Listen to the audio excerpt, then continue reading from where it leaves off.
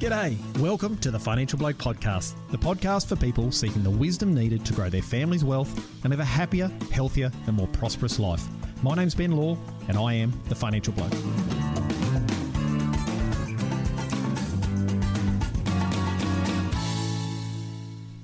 I had John Moor on the podcast back at episode 13 when we discussed how he turned his average performing dairy farm into one of the top performing dairies in the world. John's a sixth generation dairy farmer, owner of GrowMoor Biological, and a highly experienced succession planning facilitator. I invited John back on the podcast to talk about the popular topic of succession planning. John went through the succession process with his family many years ago, and now he estimates he's helped well over 100 families with their succession plans. John and I are going to be discussing what a facilitator actually is, what they do, and why you just can't get your accountant, solicitor, financial advisor, bank manager, friend, neighbour, or anyone else to fill that role.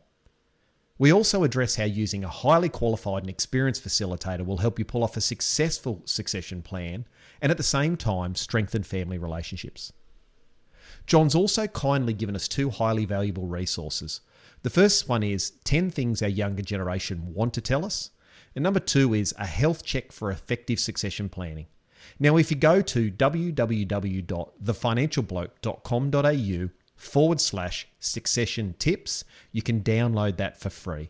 And I'll put those details in the show notes also. So without further delay, welcome John. Morning, Ben. Thanks for having me, and it's lovely to be back again, having a yarn. That'll be great.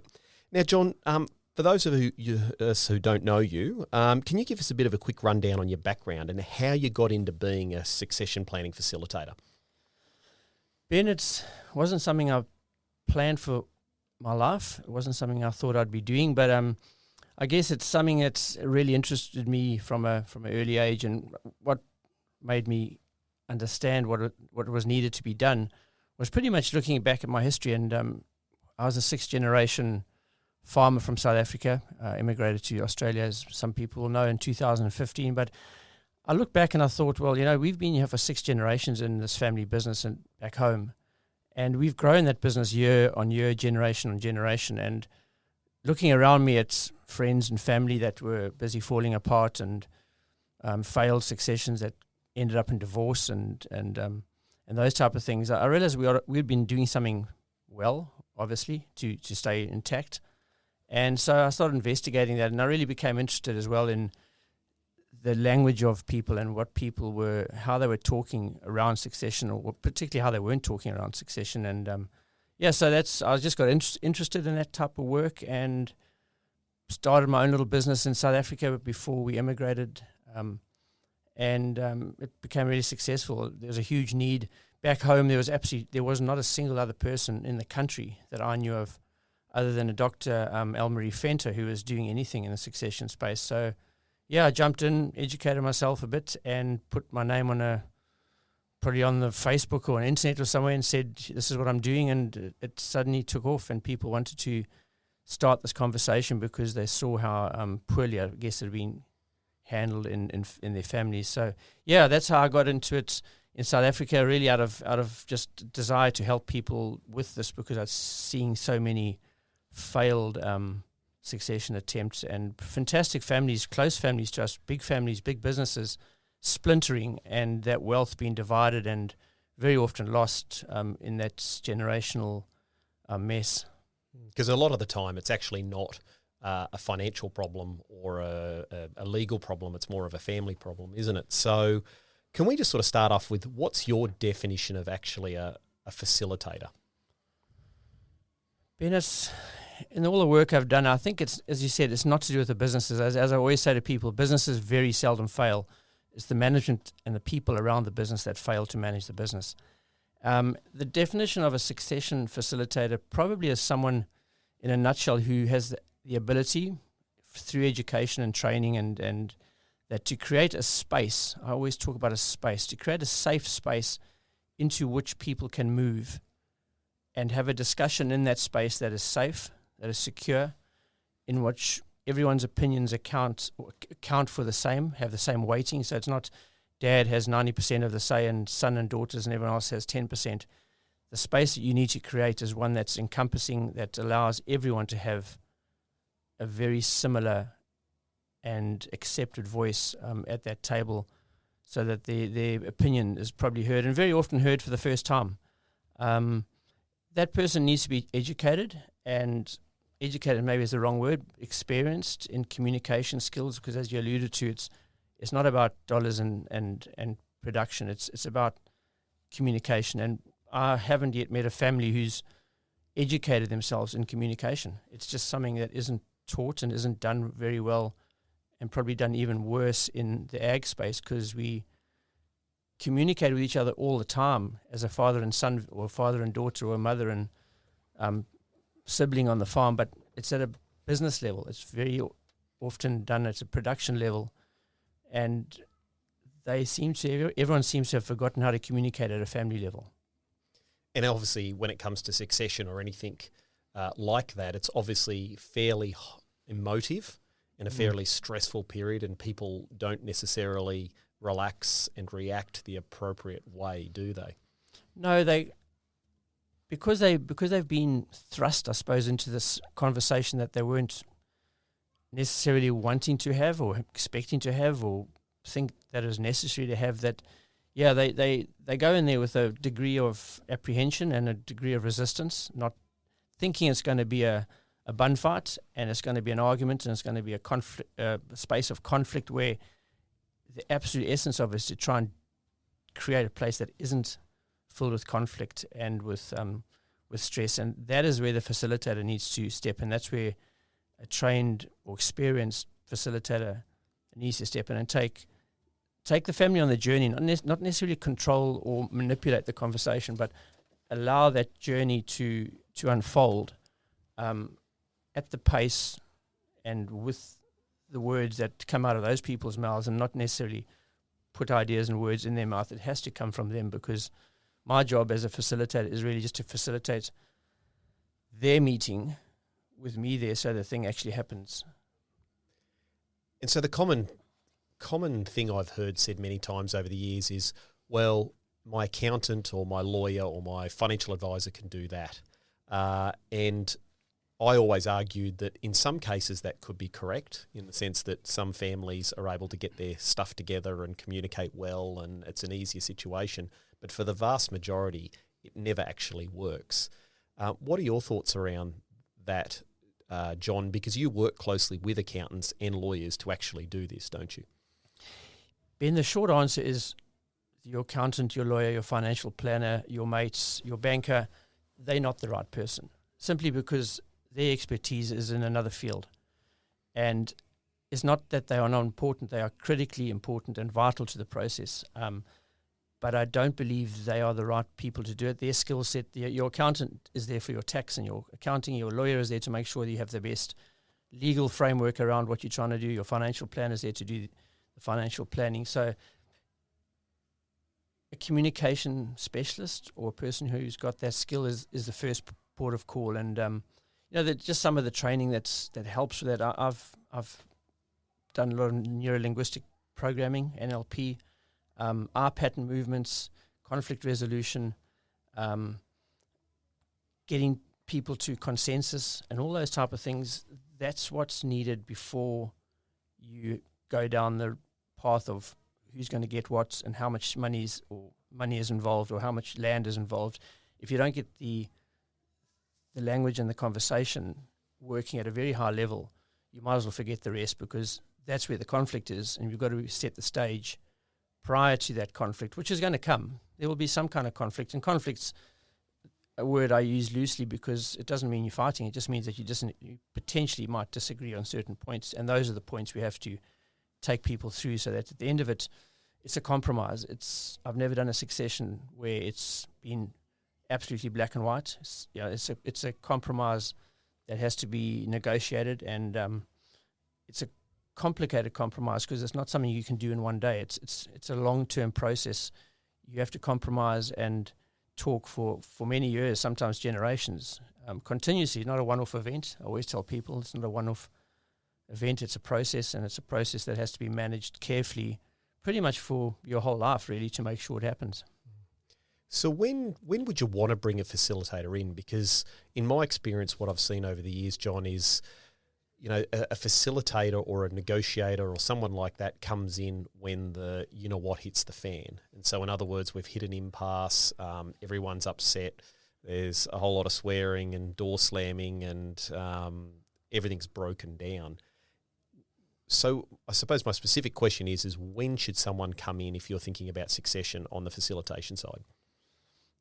I'd like to say they're the first people that should come in, but very often the facilitator is the last person who comes in to pick up the pieces. And again, if you bring a trained and experienced person in, it should be at the beginning, because as I said earlier, if you don't set the framework up that people are actually conversing and understanding and feel safe in the space, then you wind up just fighting about the conflict issues. So that person should come in right at the start. Right at the start, and so for some people, right at the start means after 2 or 3 failed, fights in the kitchen. Some families start before that happens, and they're the proactive. I always say you've got the proactive and the reactive succession plans. So my goal is to be on the proactive side, and that's what this conversation is about, is letting people know that it's not impossible to do. It's very possible.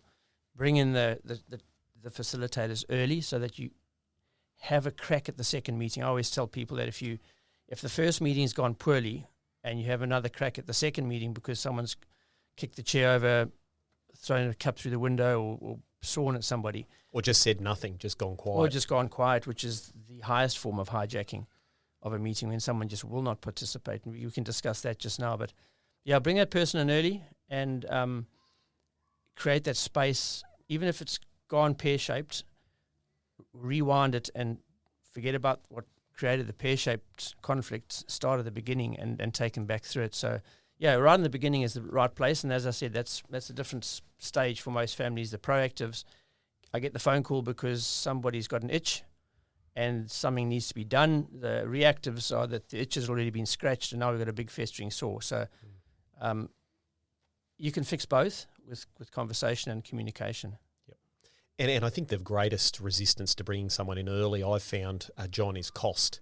People look at it and go, oh, well, I can cut a few corners here and we can get this done. Yeah. And what I try and explain to people is the cost of it breaking down is far greater than the cost of paying someone to come in and help get a far quicker resolution, let alone the value in not having a family conflict or a major family conflict which will cause ongoing problems, and you can't even have Christmas dinner together or see grandkids or things like that. And that's what people, I think, fail to understand, is it's not just the economic costs. So in other words, we have to pay someone to do this, or we end up paying lawyers later on down the track when someone dies, etc. It's that, what is the cost to your family? And I think that's the greatest cost to anyone. And yeah, and I've seen that play out over and over again, and it becomes a nightmare. So, John, what are the mistakes that the common mistakes that people make when they start kicking off succession? And obviously we've hit one, is that, they don't get help straight up to make things quicker. What else do you see the mistakes people make?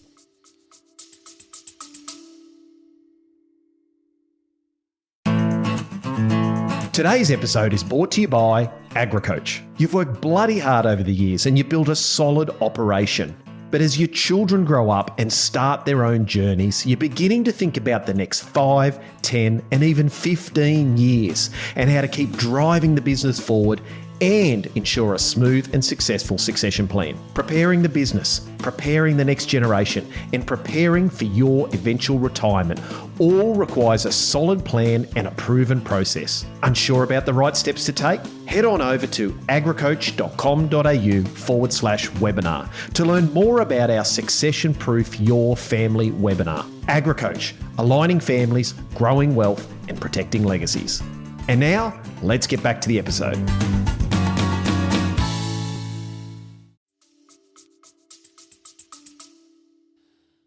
I think the biggest one is that a lot of people presume it's a one-off event. It's a one-off meeting that you just get somebody who's skilled and they're going to, and unfortunately in the industry, I think there are people out there who have the one meeting, produce a glossy leather-bound folder, and 3 weeks later push that across the table and say, if you follow these steps, you'll get to the end of your succession journey and we'll all be friends and it'll all happen like you've planned.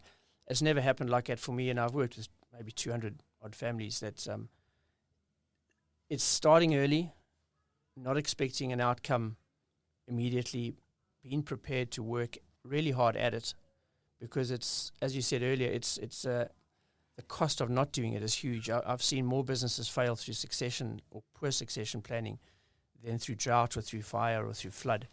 So, I'm pretty confident that the $2,000 or $3,000 or $5,000 you might spend on a facilitator over a meeting or two is just a fraction of the price to pay if you get it even half wrong. Yeah, and I remember you told a lovely story, if you'd like to just recount that at the moment, John, of the family that I think when you first came to Australia, you said there was it five siblings in a room, 5 lawyers, mum with a lawyer, and the disaster that turned into, all because they couldn't agree. Yeah, it is way back when I was pretty inexperienced, to be quite honest. I'd done this work in South Africa that I was alluding to earlier, where I'd had this business going, and there wasn't really much conflict in those conversations. As more proactive farmers trying to get ahead of the conversation. But anyway, I landed up here. The first work I did, I did some work for RCS doing their succession planning, and shortly thereafter, when I was going it alone as GrowMoor, a family was put in front of me, and I forget exactly where they came from, but it is 4 daughters and a mum. They'd spent millions at legal fees, or with legal fees, had lawyers involved. The first meeting I was called to in central Queensland was the 4 daughters. Each had a lawyer attached to them. Mum had a domestic violence order against the one daughter, so they had to be 7 or 11 meters apart from each other, and she had a lawyer. And every time I asked a question to Jane's lawyer jumped up and said, "You can't ask her, you've got to ask me." So I'd say, "Well, you answer for Jane," and he would then answer to his sister's lawyer, Sarah, for that matter, and it ended up just in a conversation between 4 or 5 lawyers, all charging $1,000 an hour, Cha-ching, cha-ching, cha-ching. Exactly, and anyway, long story short, it didn't go well. There was no resolution. It was just pouring fuel onto the fire.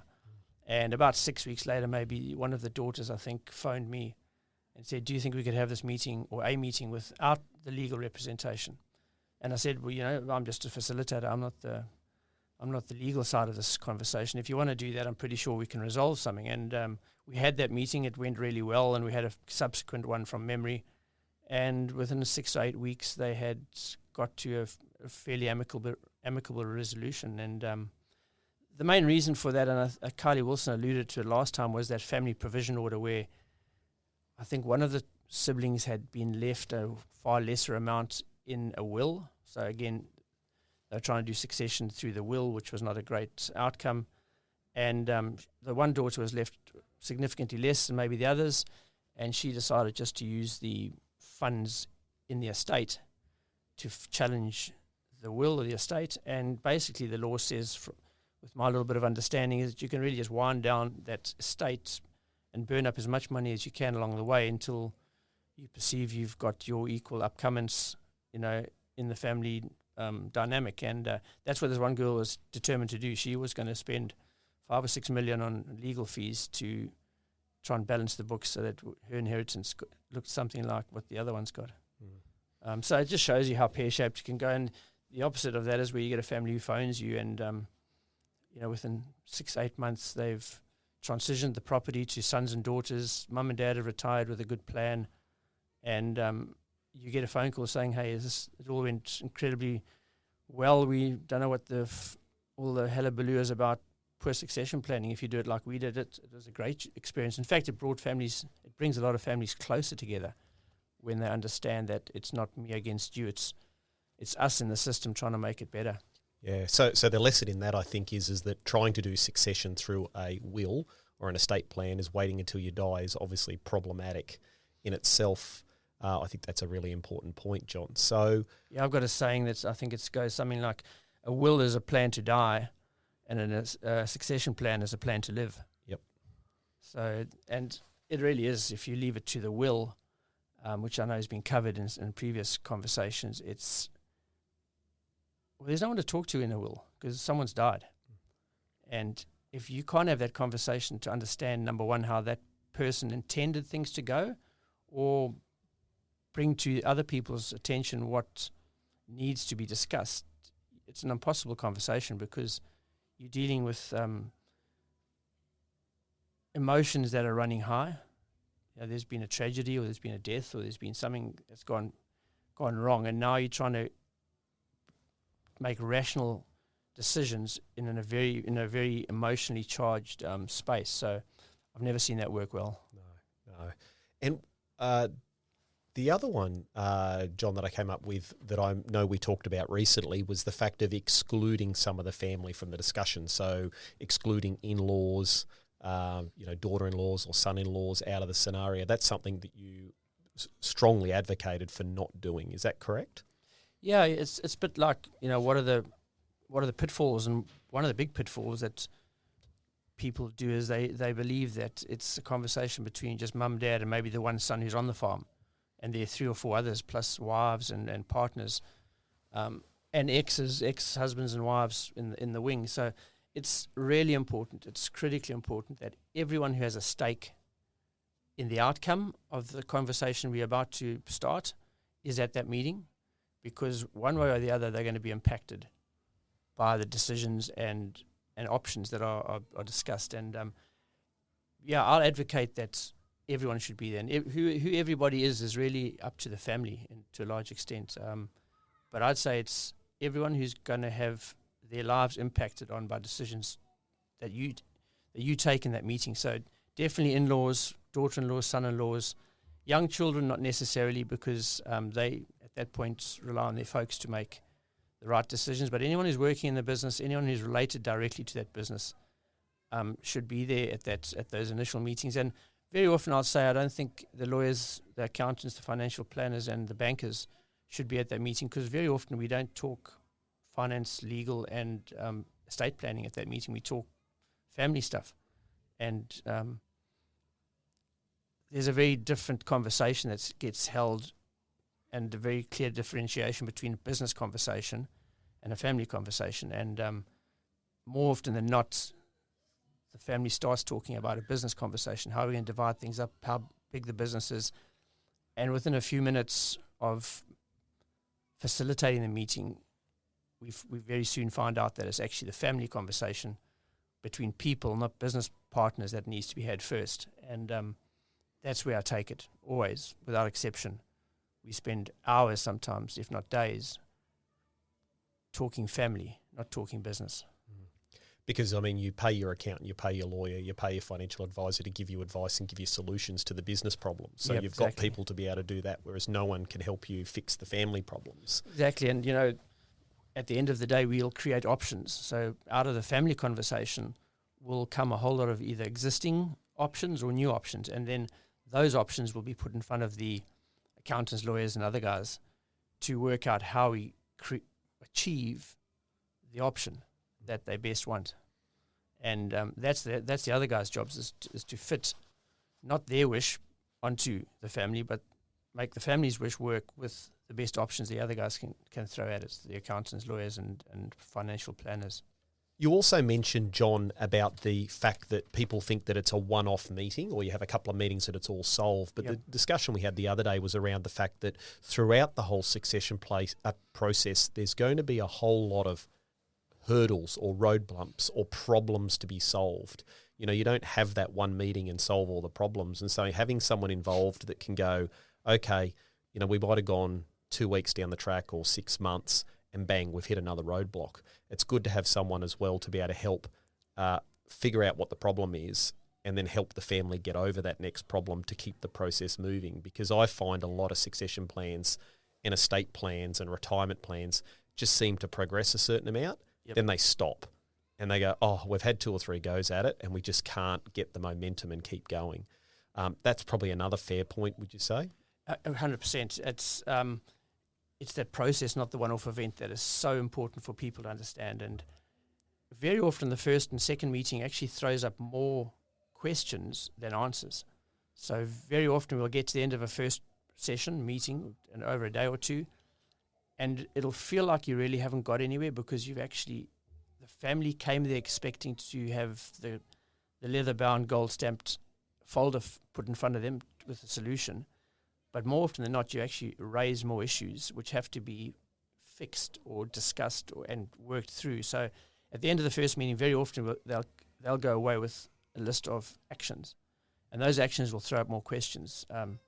They might not be able to do the financial succession split the way we've thought because the accountant says it's going to blow the capital gains tax out the water. So now we come back. We don't give up on what they want, because if they really can articulate, and this is a really important point, if I'd say 95% of the families I start with have no idea what they want. So they sit down in front of you and the first thing I ask them is to explain their goals and their vision and where they want to go and where they've been even. And not very few can articulate and express clearly without any confusion what they want out of this process. So that's often the first port of call, is to help them work out what it is they want out of the business and the family that they're in.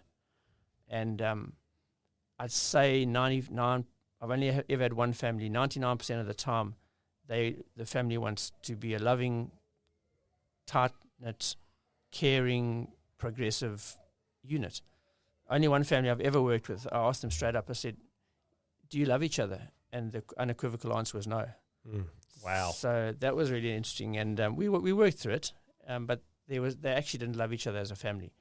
And I've only ever had one like it. But the rest, those are the words, the fundamentals that come out of it are love and trust and all those type of things, which set the foundation for the rest of the conversation. One of the things I've always enjoyed doing when I talk with people about intergenerational wealth and those sorts of things is what I used to call a strategic gap analysis, where we'd work out where people are now, where they want to get to, what the gap is, and what are the roadblocks for getting there. So I'm at point A, I want to get to point B, what's stopping me? And those roadblocks become really, really important because they're all the problems that we've got to solve to get you there. And that sounds to me very much like what we have to do with the succession facilitation process, is to be able to, as I said, work out where's the family now, where do they want to get to, and they might not know where the hell they want to get to, then what are our roadblocks, and then manage that process all the way through. And some of those could be financial, some of those could be relationships, some of them could be tax and legal, who knows. But they are complicated problems that need getting over. They are, and I think we often look at them as problems and hurdles, and the language, I'm very conscious of the language we use in succession facilitation, and I often try and make them understand that they're the conduit to getting through those things. They're not the problem, because very often they'll say, Dad's the problem. And I'll say, I see it quite differently. I think Dad's the conduit. I think if Dad understands what he needs to do, who he is, what he wants to achieve, he can actually be the pipe to make this thing happen. So in the early piece, it's all the stumbling blocks that get thrown up. Dad doesn't do this. John doesn't do that. Ben is a lazy bugger, and this thing is not going to happen. And Granddad's still holding onto the bank account, the checkbook. So those are all problems they throw up. And if you look at it from where I sit, which is far enough, I always try and sit far enough away from the family dynamic that I can have this helicopter view over it. And if you just for a second look at your family right now and sit above it, who's the conduit? Very often it's not the person who thinks they're the blockage. You just got to find out which buttons to press and how to take that person through a journey from being the problem to the solution. And that's where this analysis or analogy of a conduit comes in. And the minute people see themselves as not the problem, but the potential solution, the whole thing changes. Yeah, stops the resistance, shall I say. And what was it I heard one time said, obstacles are opportunities. And that's the way I see what you're saying here is that the obstacle might be, Dad not doing some things, but it's the opportunity. If we can get over that hurdle, well, then we've got momentum, etc. So what's the process this would normally follow, John? Like, I know we had a chat about this the other day, which I was interested in, but so someone engages a facilitator. What's the proper process that should actually happen, at least to start with? Ben, it's often initiated by a phone call. So the first thing I normally get is a phone call from somebody saying, "Look, hey, we've got to do something about an issue that's come up," and I always want to know why that phone call has been initiated, because it's often from the ladies in the family, the mother or the daughter-in-law, sometimes from the son, and unfortunately very seldom from the matriarch or the founding member or the older generation men, because they're probably just too busy getting on with stuff and want to avoid the conflict. So very often the first telephone call comes in from one of the ladies. Hey, it's either gone pear-shaped and we need some help, or it hasn't gone pear-shaped and we want to get in front of it. So from that point on, I suggest that if I'm the right fit, so I'll send them my details and how I plan to tackle this thing, and explain to them what we've just spoken about, that I'm not going to give them an answer, they're going to create a solution. And then I engage them all to participate. And they must decide who all is. I'll give them some ideas, like we discussed, that it's pretty much everybody who has a stake. And from that point on, we will set a meeting in the future. So it could be a week, could be 6 weeks, could be 6 months. Just when they're ready for that meeting, they're ready. It's not worth pushing it.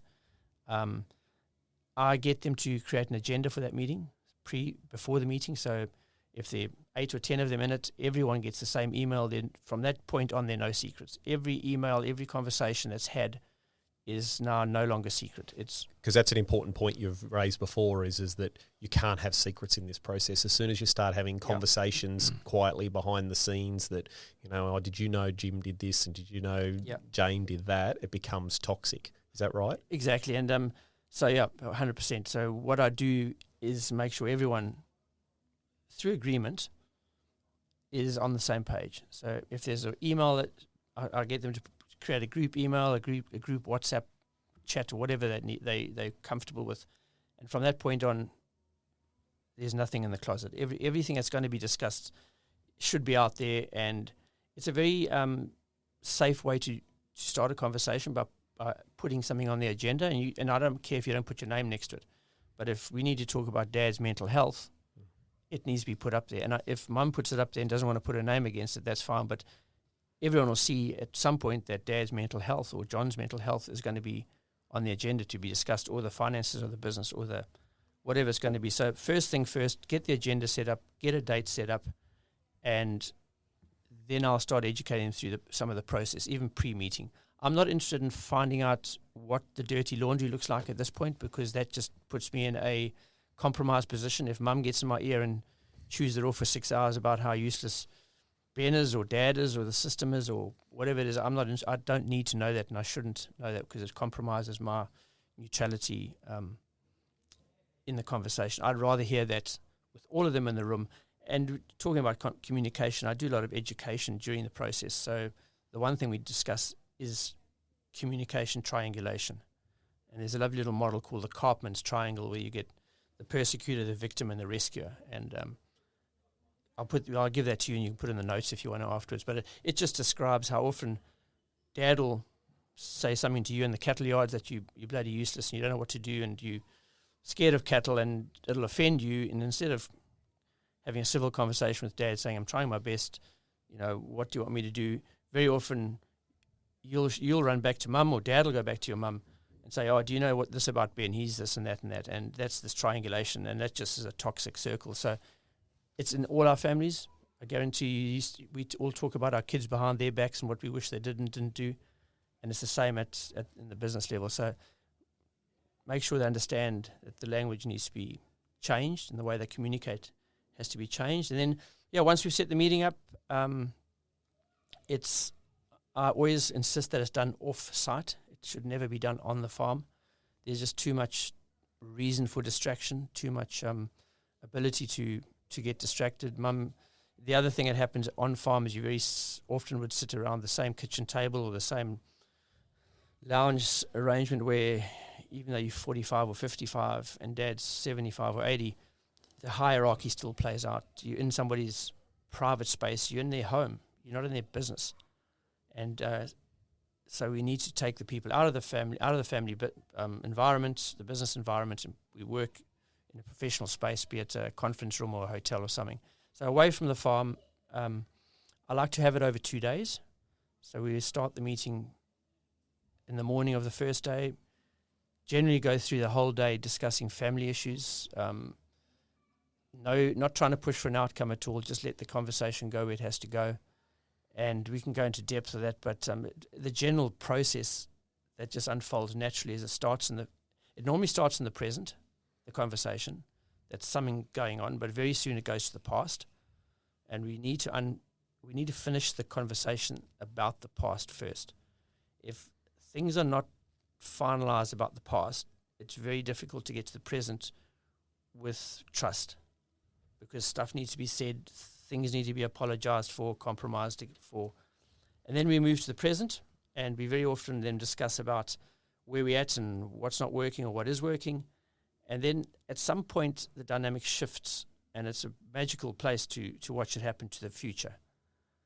And I always stop the meeting at that point and say, we now have moved from the past to the present to the future, and this is where we want to be. We want to keep it in the present and the future, because that's where you'll bounce between. We don't want to go back into the past. So we want to bounce between the present and the future. And that's when I step in as a facilitator and really manage that process to stop them clawing back into the past. Claw back into the present, but not to the past. And over a few hours, normally they will then remain in the future, creating options and new possibilities for the issues that have been brought to the table. It's interesting, John. I just wrote down a little note here. There was something I heard a few years ago called the 3 yeses. And I'm guessing if you don't go through this properly, you'll get one of these 3 yeses. Yeah. And the first yes was, you go through these processes and the family's all sitting around and you get everyone saying, do you agree? And everyone says, yes, yes, yes, yes, yes. And then nothing happens. And you think, what the hell happened? Everyone said they do it. And there's 3 yeses. There's the yes, I just said yes just to shut you up and stop you asking. I just want to get out of this space. Get on with it. Number 2 is yes, I agree in concept, but just in concept. And then there's yes, which is the commitment yes, which is yes, I agree in concept, let's do it. And it's very hard to get to that final yes without going through that whole process, because I think if people don't feel heard, there's a lot of animosity, people aren't thinking clearly, you'll end up just getting that, yes, I agree, John, leave me alone. And that normally comes out of a position or a place of, we've been through this so many times before and we've had this discussion and nothing's changed. So the quickest way to get out of this meeting, as you said, is just to say yes, get on, because I know for sure nothing's going to bloody change. And we'll have this meeting again in 2 years' time. Nothing will have moved. I'll still be the son working for a salary or no salary. Dad will still be doing what he's doing, and nothing's going to change. So very important that. And I think what is even more important, Ben, is to keep it smart. I know we understand that SMART goals, specific, measurable, attainable, realistic, and time-bound. And to get the 3rd yes you're talking about, if those aren't in place, it's just one of the 2 yeses above that. Yes, I'm doing this to shut you up. If someone agrees to something in those meetings, we'll then almost stop the meeting and say, okay, well, who's going to do it? When is it going to be done by? Is it attainable? Is it realistic? And if people can commit to that with a name next to it, and that's where I'll get to just now, is having an outcomes sheet at the end of this thing. People actually have to go away with actions that are not just yeses. They are measurable and committed to and time-bound commitments. And that's where I'll stay in the process. So I will put my name as a 3rd person to sound that back to. So if I know, if I've had a session with your family and you committed to doing something by the end of July, one of your actions will be to phone John and say, or email the whole family and John and say, this has been attended to or this hasn't been attended to. I don't need to know why or what, but I need to know that it's been attended to one way or the other. Yeah, well, that's part of the building of the trust, is doing what you say you'll do, won't you? Otherwise, that's where you get the counterfeit yeses, which is the yes and no. So, and you mentioned too, John, about it goes over 2 days quite often. It does go over 2 days. So that's the first day. Why do you come back for a second day, I suppose you'd say? Ben, it's something that I've just developed over time, just looking at all the families I've worked with who I've tried to do it within 1 day. Very often you get to the end of the day and you get what is commonly called time pressure. Or fatigue. But very often you've got to stop the meeting at some stage at 5 o'clock. And you can just see it coming. You can see 3 people sitting there at 4:30 with more to say than they've said. And if 2 things happen. They either get it out in the last half hour and it blows the whole meeting apart because they've sat there not confident, festering on a very emotional point very often. And they know that if they don't get this conversation out in the next half hour, I won't be there tomorrow.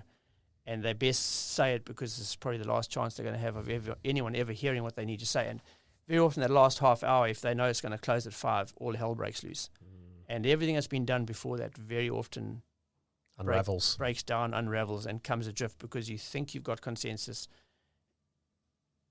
What I forgot to say in the beginning is one of the critical jobs of a facilitator is to understand what's not said and to read in the people what is not being said. And that's a skill I've learned, and I'd like to think I'm pretty good at it, is bringing out of people what they haven't said, but I know they want to say, simply because of either eye pattern movements, or, you can train yourself in eye pattern movements. So a lot of what I look at is emotions, eyes, facial expression, the redness of the face, the fidgeting, and all that. And they're dying to say it, but they just have never had the capacity in that family, in a safe environment, to say something that's really emotionally charged, and something that's incredibly important for them to get out off their chest. Yeah, and I suppose also too, there's generally some dominant personalities in the room, and always they don't dynamic. feel necessarily confident enough to be able to come out and say it without causing a hoo-ha. And sometimes people just don't have, as you mentioned before, good language skills. What they say is not necessarily what they mean, and it can be misconstrued and misunderstood. So I'm guessing in your position to be able to hear what the person's saying and interpret, because that's what I used to find in financial advice, is people would tell me things and I'd dig a little bit and go, well, what you actually said wasn't actually what you meant. When you dig further, there was something behind it, which was really, really important. And I think, again, heightened emotions, people not used to these things, stressed, etc., they don't exactly communicate well. So the second day you come in and you said something about that people generally then get to go away and think about things overnight and let it marinate, I think was the word we used. Yeah, you do. And so that outburst generally doesn't happen in the last half hour knowing it's going to close. So they sleep on it. If there are things that have come up, I ask them to ruminate on it, or ferment it, or whatever you want to call it. And then very often that gives them an opportunity to come back to a sort of maybe a sense of normality from this supercharged environment they found themselves in. And the next day, quite often they'll come back to the table, and that the next day is not always a full day. People are pretty burnt out. So we'll normally condense that and finish with at lunch. And that's where generally all the future planning happens. So the first day is nearly always about the past and the present. I think what happens in that evening space, and this is from my own experience because we had this similar facilitations done for my family by an experienced facilitator, is overnight you basically go back, you have this conversation with your wife or your partner or whoever it is in the bedroom, and you swear and shout and curse all the things that went wrong, but you at the same time you also have time to process what's happened. And like you said just now, you get the external and internal thinkers. The external thinker generally doesn't have a problem blurting out what he thinks, and it's not necessarily the right or wrong way to go about it. That's just how they process. And the internal thinkers, the people who are listeners generally, but struggle sometimes to put that into words, are the ones who come back the next day with quite often a deeper and a clearer insight, and are then prepared at that point to actually talk and negotiate. They've processed all the stuff, all the information. They've filtered out what's working. That what's come to the surface is then what they are prepared to talk about, and very often with fantastic insight. And very often the rest of the family is waiting for that person to say something, because I'd say 8 out of 10 times it's hard to extract what people want. But once they've had time to think about it and it's come to the surface, I get those people to talk to me. So if they're struggling to look dad in the eye and say, look, I'm going to give up farming, I want to go and become a pilot, that's an incredibly difficult thing to say. So if they can't say that to the person, this is where I read the language, the body language. I'll ask that person to say it to me. I won't repeat it to dad, but I've taken him away from that conflict, or that perceived conflict he's going to get from somebody, by putting a third person into the conversation, but with the person who's going to receive the message present. You can't do that telling your mates in the pub that Dad's not going to understand this because Dad's not there. Dad needs to hear it come out of your mouth. But if it's hard to tell him directly, then I get him to talk. Address me directly. And I don't then rephrase that to Dad. I just say to the father or to the mother, is there anything you'd like to ask, Ben, about what he just told me? And then at that point, they normally can talk to each other because what's needed to be said has actually now been put on the table, very often for the first time. Yes. Yeah, that's a very important point because, again, as you said, not everyone wants the same thing out of their lives, and they don't want the same thing out of a succession plan. So it's trying to uncover that. And like you said, I'm not sure a safe spots. I don't necessarily always use that, but it's an environment where people can actually say what they mean. Yeah. And it can be interpreted and rehashed and cached in the right language and to provide a solution.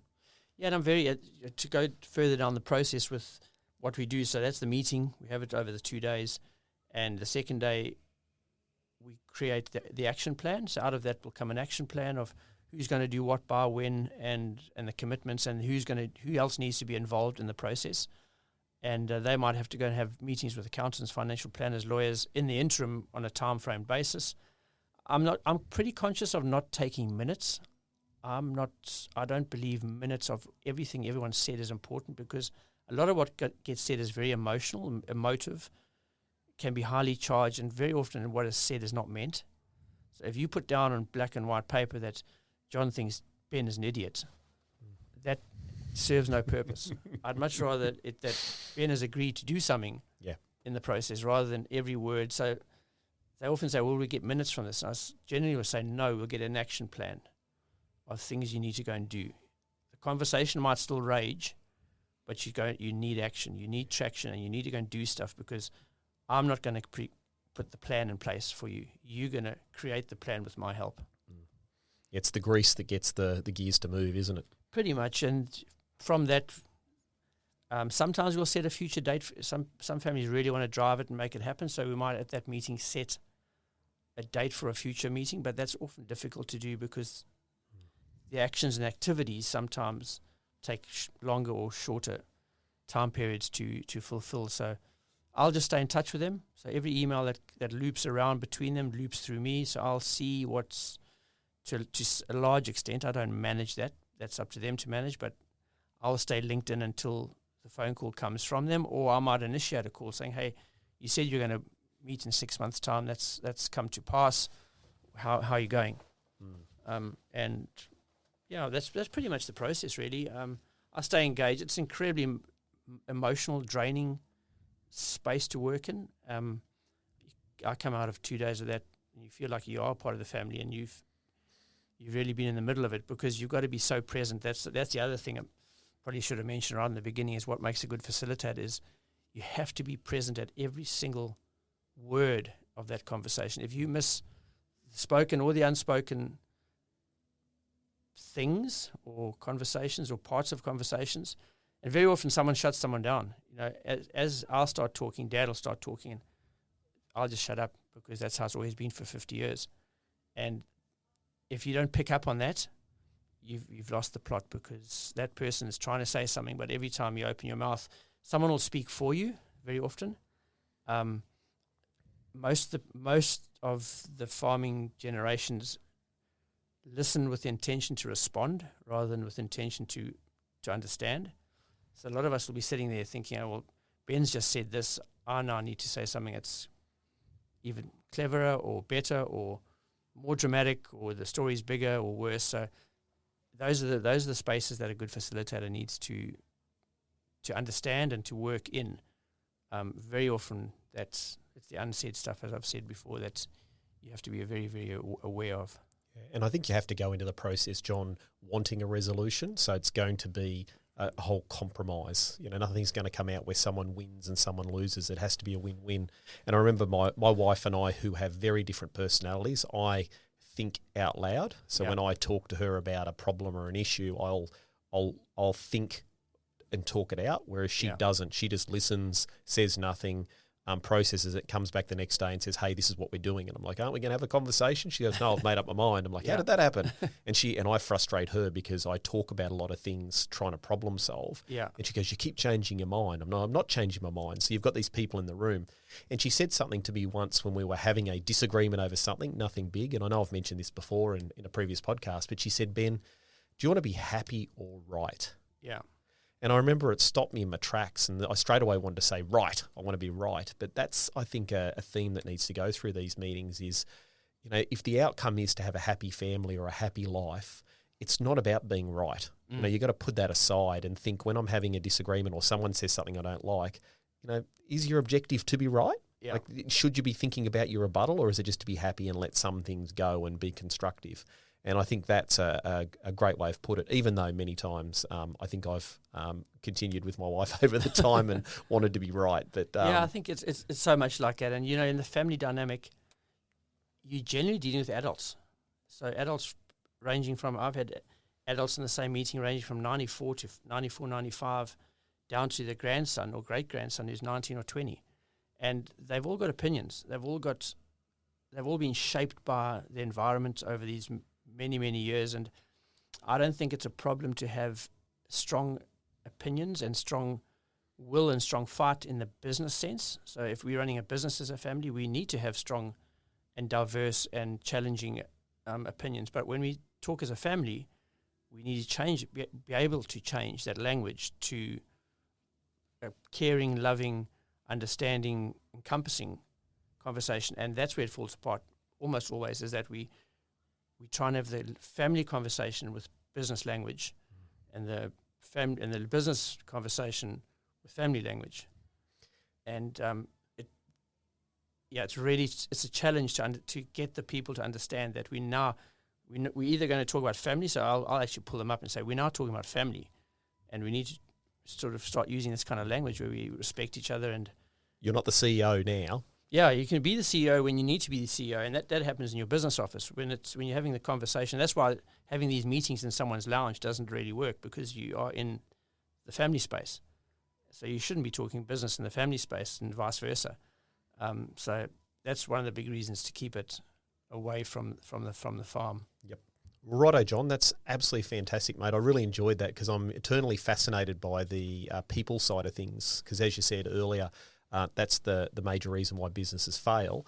I think I'd just like to end this up with saying that I think the 3 C's is what we're trying to get out of the succession process, which is we're trying to get clarity.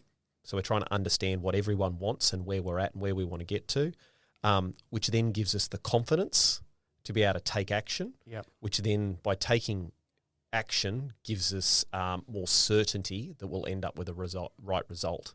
And the right result is normally to maintain family harmony and maintain family wealth. Yeah. And if we can do those 2 things, we've got a win. And that's my closing comments. Is there anything you'd like to leave us with, John, you think is an important point before we finish up? I think something that you said right in the beginning, and it wasn't to do with what we're talking about really now, but one of the questions I always ask them, and this might be the 4th C, is Christmas.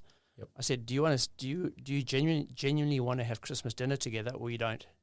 Because the way this conversation is going to go will lead us to one of those 2 options. It'll either lead to conflict and division, or it'll lead to bringing us together and understanding that family is actually more important to us than the business, because the business is transient. It can come and go in many shapes and forms. And it's quite often a wake-up call. And as I said, I've only ever had that one family who didn't really give a damn about each other.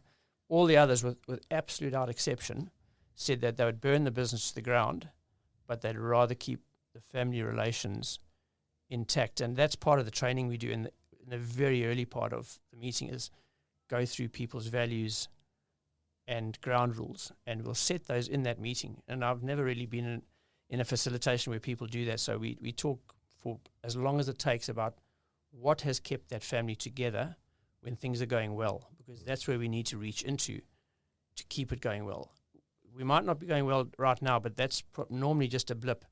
For generations or 30 or 40 years, it's gone really well. And if we can understand and capture those values and set the ground rules that we're going to be positive, we're going to talk this up, not talk this down, and keep that as the focus, the process normally works a hell of a lot better, and it keeps people on track. And I'll pull them back and say, or there are people in that meeting who are very conscious, very, very often, that you're transgressing the value, and they will often pull their siblings or their parents up.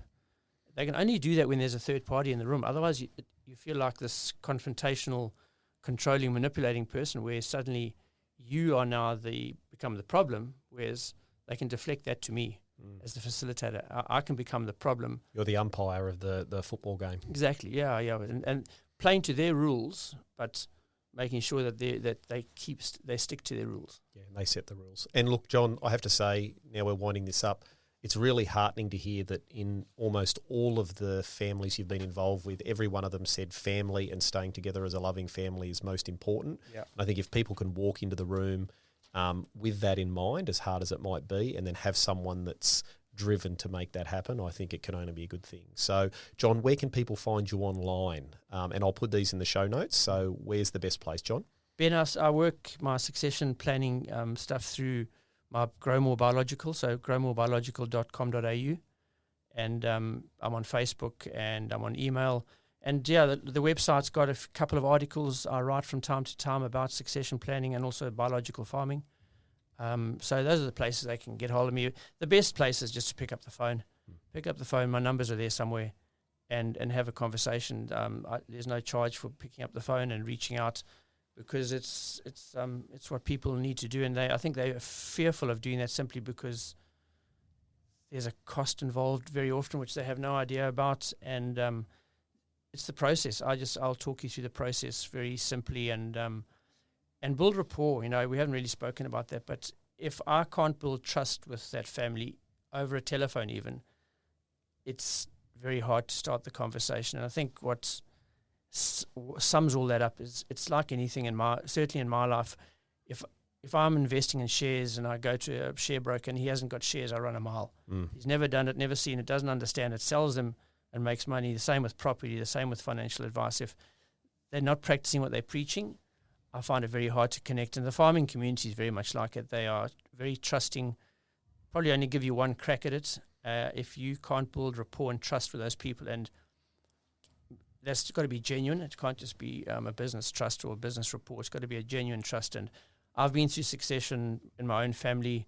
Here I am sitting in Australia with a very big business sitting back in South Africa, and you can imagine the succession conversation that had to be held when I decided to leave that business. I was the eldest son of a 6th generation farming business, and we had to go through all those processes.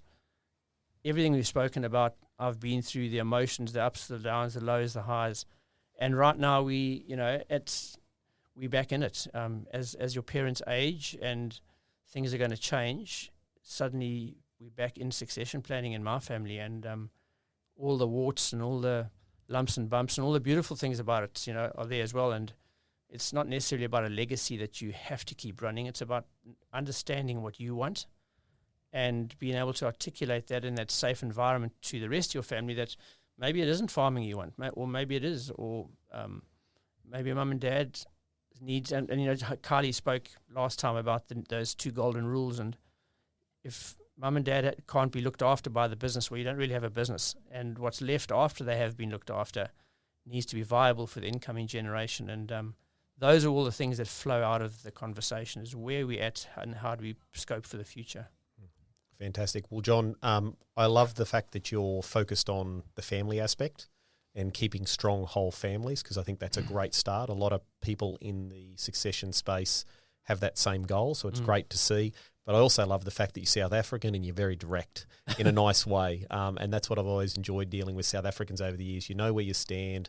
They're upfront, honest, practical people. So, yep, thanks very much. I appreciate all the input. And, yeah, I'll have the details of how people can get hold of you in the show notes.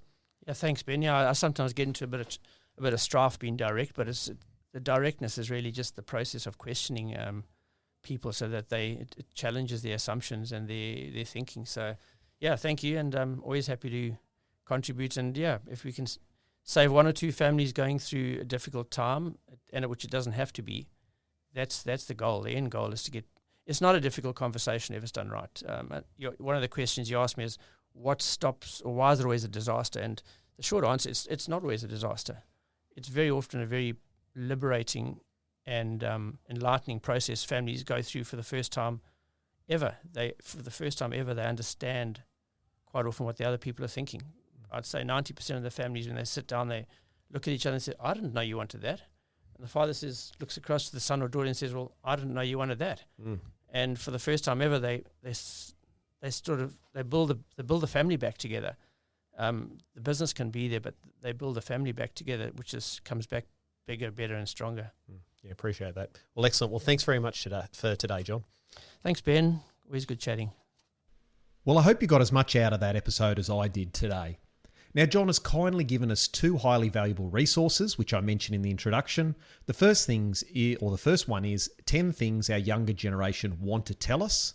And the second one is a health check for effective succession planning. Now, if you go to my website, www.theFinancialBloke.com.au/succession tips, you can download that for free. If you enjoyed the episode, please subscribe or follow in whatever app you're listening to, and if possible, help a bloke out and share this episode or any others you find enjoyable with your family and friends. Now that's it for this week. Thanks for investing your time, and I'll see you in 2 weeks.